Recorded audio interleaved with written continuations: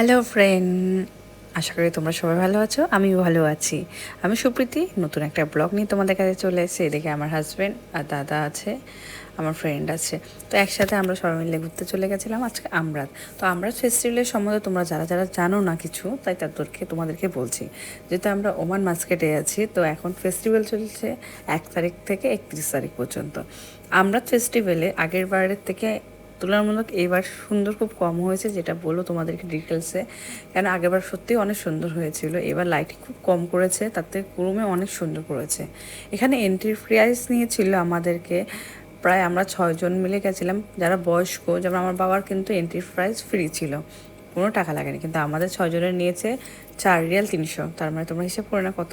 এদিকে মাদক দুষ্টুমি করছে, ঢুকেই একটা বড় গ্লোবাল টাইপের দেখবে তোমরা, যেখানে ঢুকলে শুধু বাচ্চাদের গেম, প্রচুর বাচ্চাদের গেম, যেখানে তোমাদের টাকা খরচা করে গেম খেলতে হবে। বাট এটা বেকার, আমার কাছে ভালো লাগেনি, কারণ মাধব ছোট, ও খেলবেও না। কিন্তু চারদিকে লাইট ফাইট এগুলো আমার খুব ভালো লেগেছে, গাছগুলো ভালো লেগেছে, কিন্তু আগের বারের তুলনায় এবার লাইটিংটা খুব কমই হয়েছে। তো এখানে যে টাইমটা বলছি, এখানে ফেস্টিভ্যালের যে শো টাইমগুলো হয়, ওই টাইমটা হলো, যেমন এটা আমরা দেখছিলাম, এটা শুরু হয়েছিল ঠিক টাইম 8টা থেকে। তো এখানে শো টাইম শুরু হয়, একটা হয় 5টায়, একটা শো 8টায়, আর একটা 10টায় আমরাতে।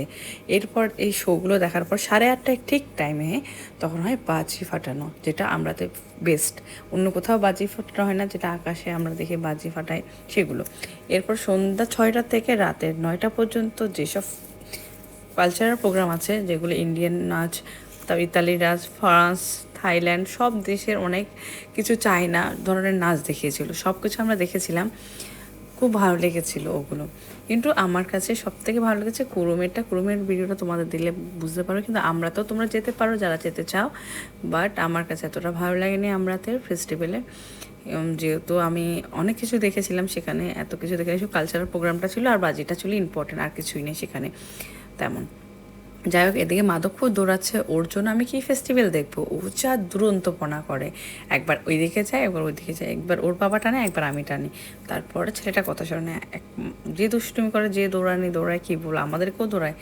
আমাকে অনেকেই বলে যে তুমি এত রোগা হয়েছো কেন? এরকম দুষ্টু বাচ্চা থাকলে কেন রোগা হবো না বলো তো? ওর পিছনে দৌড়াতে হয় সারাদিন, এত দৌড়াতে হয়। এই তোমাদের বললাম না এক্ষুনি, যে চায়না না ফ্রান্স, ইতালি, কী জানি আমি বুঝতে পারছি না, তোমরা জানলে বলে দিই। এদিকে রাধিকা বাচ্চাদেরকে নিয়ে পাগল হয়ে গেছে, ওরা যে চালাচ্ছিল রাধিকাকে।